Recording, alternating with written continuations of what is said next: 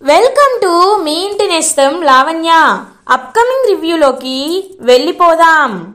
రఘురామ్ ఆదిత్య వాళ్ళ నాన్న శేషుని చెంపపై ఒక్కటి కొడతారు కదా. చూడు, నువ్వు ఆద్యకి ఎవ్వరూ లేరనుకుంటున్నావేమో. ఆద్యకి నేనున్నాను, తండ్రిగా నేనున్నాను. ఆద్య ఎక్కడికైనా నచ్చితేనే వస్తుంది.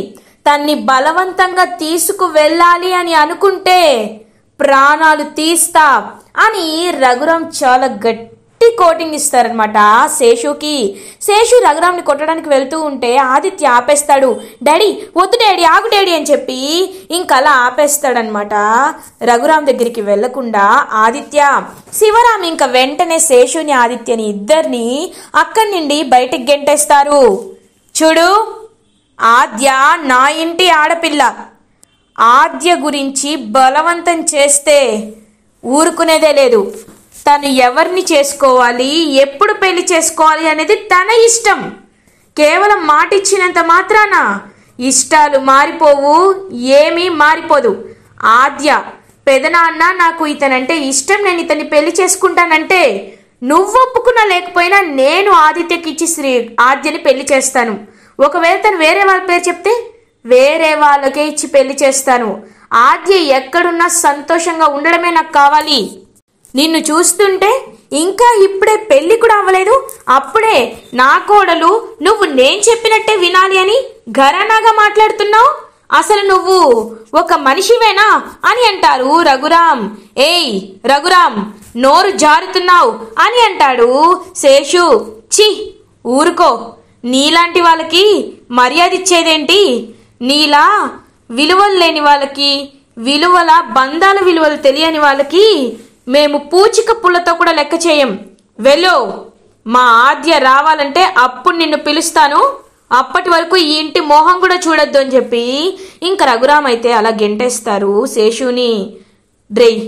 వీళ్ళు నా ఈగోపై కొట్టారా, ఖచ్చితంగా వీళ్ళపై పగ తీర్చుకుంటా అని అంటారు. ఇంకా అలా శేషు, డాడీ వీళ్ళ గురించి వదిలే డాడీ, వీళ్ళతో పెట్టుకోకూడదు డాడీ, నీకు వీళ్ళ సంగతి తెలీదు, వీళ్ళకి చాలా పెద్ద బ్యాక్గ్రౌండ్ ఉంది. అదంతా కాదు డాడ్, ఇప్పుడు మనం వెళ్ళి ఆద్యని బయటికి ఎలా తీసుకురావాలో ఆలోచించాలి.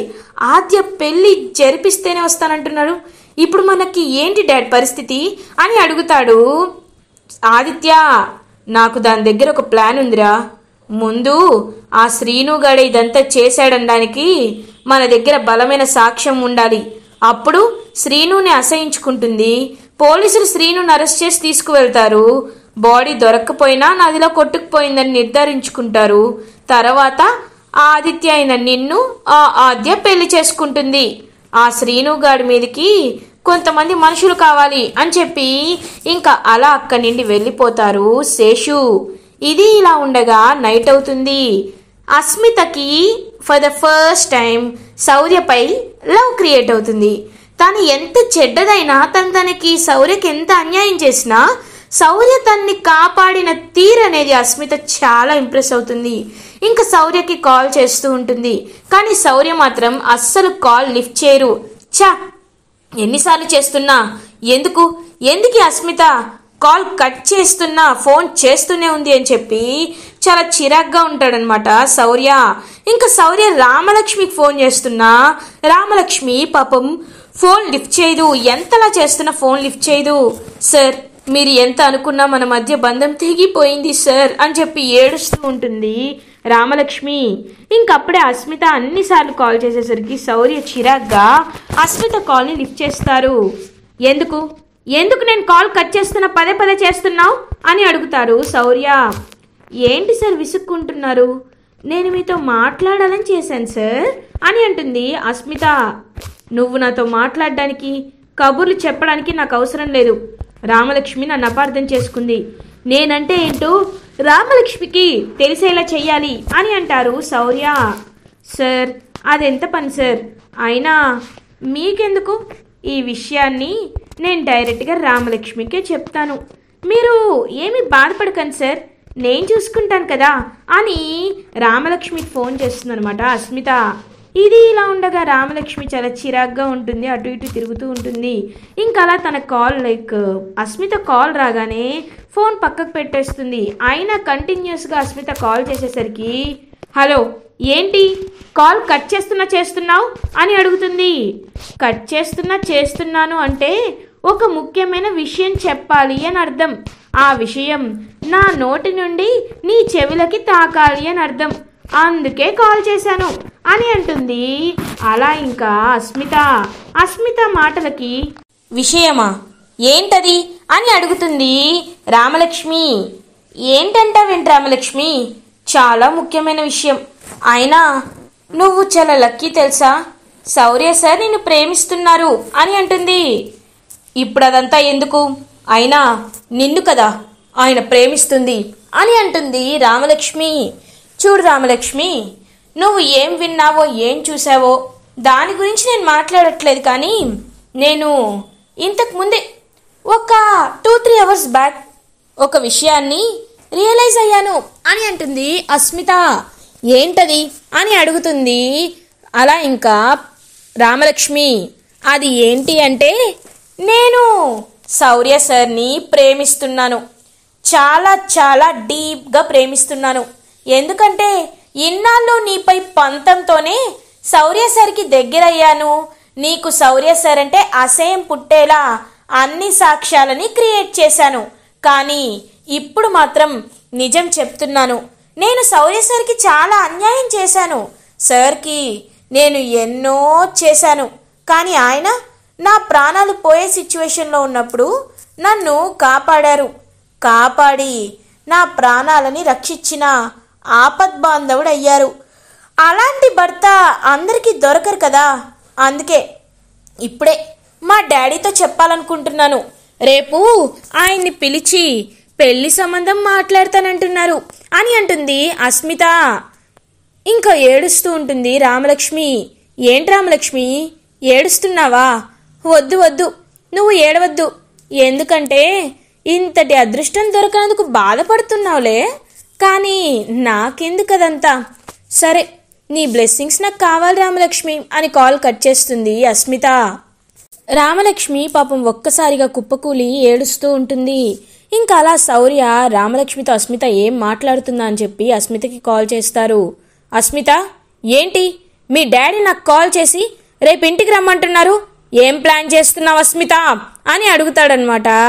అలా ఇంకా శౌర్య, ఏం లేదు సార్, మీరు వచ్చాక మీకే అర్థమవుతుంది రండి సార్ అని అంటుంది.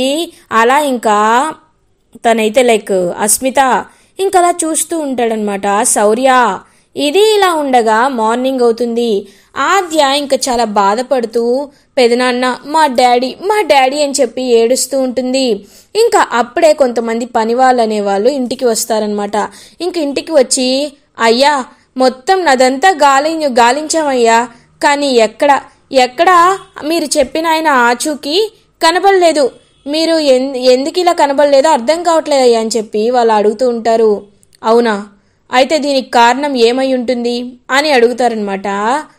రఘురాం, ఒకటయ్యా, డ్యామ్కి అవతలకి కొట్టుకెళ్ళిపోయి చనిపోయి ఉండొచ్చు, లేకపోతే మధ్యలో ఎక్కడైనా ఒడ్డు తీరంలో ఎవరైనా ఆయన్ని కాపాడుండొచ్చు. ఈ రెండిట్లో ఒకటైతే ఖచ్చితంగా జరిగి ఉంటుందయ్యా అని చెప్పి చెప్తారనమాట. ఇంకా ఆ ఈతకి వెళ్ళిన వాళ్ళు, సరే వెళ్ళండి అని ఇంకలా పంపించేస్తారు రఘురాం. అమ్మ ఆద్య, నాకెందుకో కిషోర్ బ్రతికే ఉన్నాడు అనిపిస్తుందమ్మా. ఎందుకంటే ఈ టైంలో డ్యామ్ గేట్లని ఎత్తరు, డ్యామ్ గేట్లు మూసే ఉంటాయి. మరి డ్యామ్ దగ్గర కూడా లేడు అంటే ఖచ్చితంగా ఎవరో ఒకరు కిషోర్ని తీసుకు వెళ్ళారనే నాకు అనిపిస్తుంది. నువ్వేమీ బాధపడొద్దమ్మా, కిషోర్ ఎక్కడున్నా ప్రాణాలతో ఉంటే తిరిగి నీ ముందుకి తీసుకువచ్చి అసలు కిషోర్ని తోసేసింది ఎవరో చెప్పే బాధ్యత నాది అని అంటారు రఘురాం ఆద్య తలపై చేయి వేస్తూ. ఇది ఇలా ఉండగా మనకి కిషోర్ని చూపిస్తారనమాట. కిషోర్ ఒక సీక్రెట్ హౌస్లో అలా ఇంకా నాటు వైద్యం తీసుకుంటూ ఇంకా చూస్తూ ఉంటారనమాట కిషోర్. అప్పుడే ఇంకా కళ్ళు తెరిచి చూసేసరికి అక్కడ ఇద్దరు కోయ వాళ్ళు కనబడతారు. దొర లేచారు అని చెప్పి ఇద్దరు హ్యాపీగా ఫీల్ అవుతారు. ఇంకా వాళ్ళైతే, ఎవరు మీరు, నేనెక్కడున్నాను?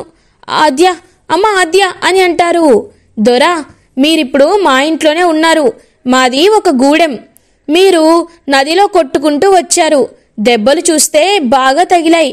అందుకే మీకు మేము వైద్యం చేశాం అని చెప్తారు ఇంకా కోయవాళ్ళు. ఇంకా వెంటనే కిషోర్ పాపం తల చాలా నొప్పిగా ఉంటుంది. నేను నేను వెళ్ళాలి వెళ్ళాలి అని అంటారు కిషోర్. ఎక్కడికి దొరా అని అడుగుతారు. నా కూతురు దగ్గరికి వెళ్ళాలి, అయోధ్యలంక వెళ్ళాలి అని అంటారు కిషోర్. అయోధ్యలంక ఏంటి? అయోధ్యలంక మీరు వచ్చింది అక్కడి నుండి కొట్టుకొని వచ్చారా? అందుకే మీకు ఇన్ని గాయాలయ్యాయి. ఇవాళ రాత్రి చాలా చీకటి పడిపోయింది కాబట్టి రేపు పొద్దున్న వెళ్ళండి అని చెప్తారనమాట వాళ్ళు. ఇంకా అలా తనకి ఫుడ్ తీసుకువచ్చి పాపం అన్నీ చూసుకుంటూ ఉంటారనమాట వాళ్ళిద్దరూ. ఇంకా నాటు వైద్యులు కిషోర్ వాళ్ళ వైపు చాలా పాపం అభిమానంగా చూస్తూ ఉంటారు. నాకు ఎవరూ లేని టైంలో మీరు నాకు సహాయం చేశారు. సొంత ఫ్రెండ్ అనుకున్నవాడే, నా అల్లుడు అనుకున్నవాడే నన్ను నీళ్ళల్లోకి తోసి తన స్వార్థం కోసం చంపాలనుకున్నారు. కానీ ఏమీ కాని మీరు నాకు సహాయం చేశారు. మీ రుణం ఈ జన్మలో తీర్చుకోలేను అని అంటారు కిషోర్. చూడండి ద్వారా, మనిషికి మనిషి సహాయం చేసుకుంటేనే ఈ మానవ జన్మకి ఒక తృప్తి ఉంటుందని మా పెద్దవాళ్ళు చెప్పారు. మేము ఎప్పుడూ ఎవరికైనా సహాయం చేసేవాళ్ళమే కానీ ఎవరిని మోసం చేయాలనుకోము దొరా అని చెప్పి పాపం ఫుడ్ పెడుతూ ఉంటారు కిషోర్కి ఆ ట్రైబల్ పీపుల్. ఇది ఇలా ఉండగా శ్రీను ఆద్య దగ్గరికి వస్తాడు. ఇంకా ఆద్య చాలా బాధపడుతూ ఏడుస్తూ ఉంటుంది. ఆద్య అని అంటాడు. ఛీ, నీ మొహం నాకు చూపించద్దు, వెళ్ళిక్కడి నుండి అని అంటుందన్నమాట ఆద్య కోపంగా. ఆద్య, ప్లీజ్ ఆద్య, నన్ను అర్థం చేసుకో ఆద్య. నేనెందుకు ఆద్య మావేం చంపాలనుకుంటాను, నన్ను నమ్మాద్య అని అంటారు. లేదు, నువ్వే చంపాలనుకున్నావు. డాడీని నువ్వు తోయడం నేను చూశాను అని అంటుందన్నమాట. అలా ఇంకా పాపం ఆద్య ఆద్య ఆద్య నేను ఎంత చెప్తున్నా నువ్వు నన్ను ఎందుకు నమ్మటం లేదు ఆద్య? నేను నిజం చెప్తున్నాను ఆద్య. నాపై నీకు ప్రేమ లేదా? నన్ను అర్థం చేసుకోలేవా? నా కళ్ళలోకి చూడాద్య, నేను నిజంగా చంపేవాడిలా అనిపిస్తున్నానా అని అంటారనమాట పాపం శ్రీను. చూడు శ్రీను, ఇలాంటి మాటలు చెప్పే నన్ను నమ్మించాలి అనుకున్నావు. ఇంకా నేను నమ్మను శ్రీను, నమ్మను అని అంటారు. సరే ఆద్య అని ఇంకా తన చెయ్యిని కట్ చేసుకుంటాడనమాట శ్రీను. శ్రీను అని అంటుంది. చూడాద్య, నా ఒంటిలో పారుతున్న ఈ రక్తం సాక్షిగా చెప్తున్నాను. దేవుళ్ళ కొలిచే మా రఘురామ్ మావయ్య సాక్షిగా చెప్తున్నాను. నేను ఆ తప్పు చేయలేదు ఆద్య. నేను మావయ్యని చంపాలి అనుకోలేదు. నీకు సాక్ష్యాలు కావాలి కాబట్టి నాకు దేవుడు సహాయం చేస్తాడని నేను మనస్ఫూర్తిగా కోరుకుంటున్నాను. రేపు ఈ టైం కల్లా నీకు నేను కిషోర్ మావయ్యని చంపలేదనే సాక్ష్యాన్ని తీసుకొచ్చి చూపిస్తాను ఆద్య అని చెప్పి అక్కడి నుండి బయలుదేరుతాడు శ్రీను. ఇది ఇలా ఉండగా మార్నింగ్ అవుతుంది. ఇంకా శౌర్య అలా అస్మిత వాళ్ళ ఇంటికి వెళ్తారు. అస్మిత వాళ్ళ daddy, come on Shaurya, have it అని కాఫీ ఇస్తారు. నన్ను ఎందుకు పిలిపించారో అది చెప్పండి అని అంటాడు శౌర్య. ఏం లేదు శౌర్య, ఇన్నాళ్ళు మా బేబీ కేవలం ఆ రామలక్ష్మిపై నీపై పగ తీర్చుకోవడానికి మాత్రమే నీతో క్లోజ్గా ఉన్నట్టు నటిస్తుంది అని అనుకున్నాను. కానీ ఇప్పుడు నాకు అర్థమైంది ఏంటంటే మా బేబీ నిన్ను ప్రేమిస్తుంది. నీ క్యారెక్టర్ తనకి బాగా నచ్చిందంట. నీ గురించే ఆలోచిస్తుంది. కాబట్టి నువ్వు మా బేబీని పెళ్లి చేసుకున్నావు అనుకో, హ్యాపీగా ఉండొచ్చు అని అంటారనమాట అస్మిత వాళ్ళ డాడీ. అప్పుడే ఇంక అస్మిత కిందకి వచ్చి సిగ్గుపడుతూ ఉంటుంది. అస్మిత, నేను నిన్ను ఎప్పుడూ ఆ ఉద్దేశంలో చూడలేదు. నాకు రామలక్ష్మి అంటే ప్రాణం అని అంటాడు శౌర్య. చూడు శౌర్య, రామలక్ష్మి దగ్గర ఏముంది, ఆ రఘురామయ్య గారి దగ్గర ఏముంది? మా దగ్గర బోల్డ్ ఆస్తుంది, వాళ్ళకి కేవలం పేరు మాత్రమే ఉంది. నా దగ్గర కోట్ల డబ్బుంది. నువ్వు అను, నా కూతురి పేరు మీద నాస్తంతా నీ పేరు మీద రాస్తాను. బిజినెస్లన్నీ నీకు అప్పచెప్తాను. నిన్ను రాజులా చూసుకుంటాను. ఏమంటావు శౌర్య అని అడుగుతారు అస్మిత వాళ్ళ ఫాదర్. అవును సార్, నేను మిమ్మల్ని మనస్ఫూర్తిగా ప్రేమిస్తున్నాను సార్. మీరు లేకపోతే నేను చచ్చిపోతాను సార్ అని అంటుంది అస్మిత. వెంటనే అస్మిత దగ్గరికి కత్తి తీసుకొస్తాడనమాట శౌర్య. ఒక్కసారిగా అస్మిత వాళ్ళ అమ్మ నాన్న షాక్ అయిపోతారు. ఏయ్, సైలెంట్గా ఉండండి. ఇదిగో చచ్చిపో, కత్తి తీసుకో, చచ్చిపో. నా కోసం ప్రాణాలైనా ఇస్తానన్నావు కదా, తీసుకో చూస్తాను అని అంటాడు శౌర్య. ఇంకా భయపడిపోతూ ఉంటుందన్నమాట అస్మిత. నువ్వు చేయలేవు, చూసావు కదా, నువ్వు నా కోసం ప్రాణాలు ఇవ్వలేవు. కానీ నా రామలక్ష్మి నేను అడగగానే తన ప్రాణాలు తను నాకు ఇస్తుంది. అది ప్రేమంటే. నీది ప్రేమ కాదు, నీది ఆకర్షణ, నీది స్వార్థం. రామలక్ష్మిది నిజమైన ప్రేమ. ప్రేమకి స్వార్థానికి మధ్య ఉన్న తేడాని తెలుసుకో.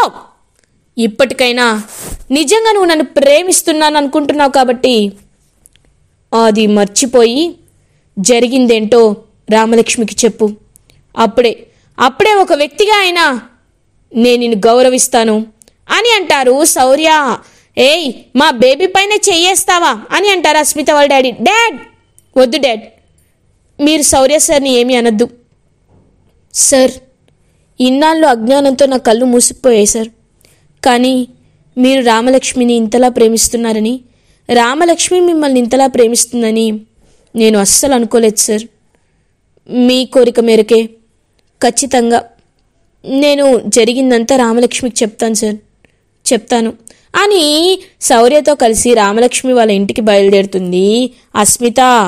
ఇది ఇలా ఉండగా కిషోర్ ఇంకా ఇంటి నుండి బయలుదేరుతాడు. అలా ఇంకా బోట్లో ప్రయాణం చేసి అయోధ్యలంకకి రీచ్ అవుతారనమాట కిషోర్. అప్పుడే ఇంకా శేషు అండ్ ఆదిత్య ఇద్దరు డ్రింక్ చేస్తూ ఉంటారు. ఇంకా అలా కిషోర్ నడుచుకుంటూ వస్తూ ఉంటాడు. కిషోర్ని చూసేలోపు అక్కడికి ఒక వెహికల్ వచ్చేసేసరికి కిషోర్ దానికి అడ్డుగా ఉండేసరికి ఇంక ఇద్దరికి కిషోర్ అయితే కనబడడు. ఆ కిషోర్ ఎప్పుడు దొరుకుతారో అప్పుడే డాడీ మన ప్రాబ్లం సాల్వ్ అవుతాయి అని అంటారు ఆదిత్య. అవునరా, నేను అది ఆలోచిస్తున్నాను అని అంటారు శేషు. ఇంకలా కిషోర్ నడుచుకుంటూ అయోధ్యలంక రఘురామ్ ఇంటికి బయలుదేరుతారు. ఆద్య అని పిలుస్తూ ఉంటారు కిషోర్. ఒక్కసారిగా ఆద్య వాళ్ళ డాడీ గొంతు విని డాడీ అని పరిగెట్టుకుంటూ వస్తుంది. ఆద్య అని చెప్పి వాళ్ళ డాడీ పాపం ఆద్యని హక్ చేసుకుంటారు. డాడీ, మీకు ఏమైంది డాడీ అని అడుగుతుంది. ఆద్య, చెప్తాను శ్రీను అని శ్రీను దగ్గరికి వస్తారనమాట. పాపం అలా ఆద్య వాళ్ళ డాడీ. మావయ్య, మీకేం కాలేదు కదా అని అడుగుతాడు శ్రీను. లేదు శ్రీను, నేను బాగానే ఉన్నాను. శ్రీను, థ్యాంక్స్, నువ్వు నన్ను కాపాడాలనుకున్నావు, కానీ ఆ రాక్షసులే నన్ను చంపాలనుకున్నారు అని అంటారు.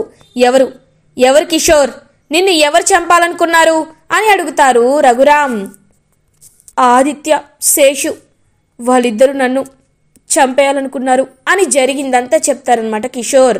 ఒక్కసారిగా ఇంకా షాక్ అయిపోతారు నిజాన్ని విని ఆద్య, రఘురామ్ ఫ్యామిలీ, శ్రీను వీళ్ళందరూ ఒక్కసారిగా తన్ని చంపాలనుకున్నది, కిషోర్ని చంపాలనుకుంది శేషు అండ్ ఆదిత్య అని తెలుసుకొని ఒక్కసారిగా స్టన్ అయిపోతారు. అలా ఇటువైపు రామలక్ష్మికి అస్మిత ద్వారా నిజం తెలియజేస్తాడు శౌర్య. అండ్ తన్ని చంపాలనుకుంది కిషోర్ని చంపాలనుకుంది ఆదిత్య అండ్ శేషు అని తెలుసుకుంటారు రఘురామ్ అండ్ ఆద్య. ఇలా ఎపిసోడ్ ఎండ్ అవుతుంది. ఫర్దర్ ఎపిసోడ్ రివ్యూస్ ముందుగా మీకు కావాలి అనుకుంటే మా ఛానల్ని సబ్స్క్రైబ్ చేసుకోండి. Thanks for watching.